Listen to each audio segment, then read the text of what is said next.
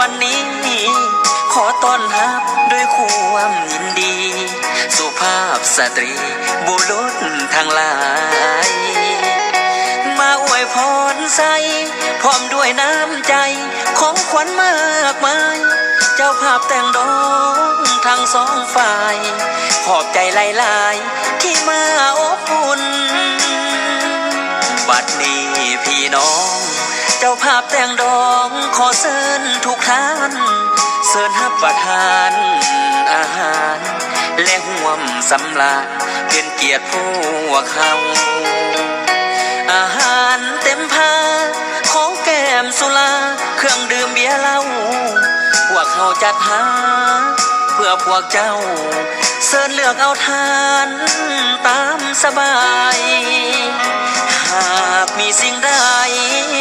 บ่ถูกใจหรือเขินขาหรือว่ามารยาทว่าจะพางพาบ่เข้มข้องฮับตอนบ่ทันหลายสิ่งหลายอันขาดตกบกพร่องพวกเขาเจ้าภาพทั้งสองขอให้พี่น้องจงได้อภัยเมื่อเลิกจากงานเดินทางกลับบ้านขอให้มีโศกอย่ามีทุกข์มีโศกอย่ามีโลกเบียดเบียนหาวีอายุมันยืนวันคืนนอนหลับฝันดีให้ถือหวยลอตเตอรี่เป็นเศรษฐีเงินล้านทุกคน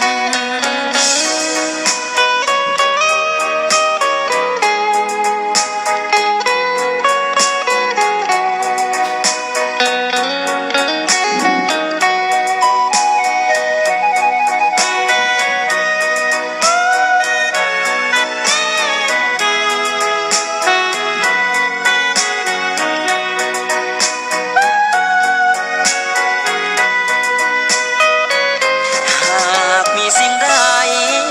บ่ถูกใจหรือเขินขาหรือว่ามารยาทว่าจะพางพาบ่เข้มข้องฮับตอนบ่ทัน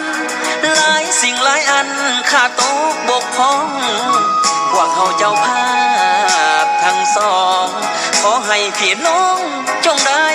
อภัยเมื่อเลิกจากงานเดินทางกลับบ้านขอให้มีโศก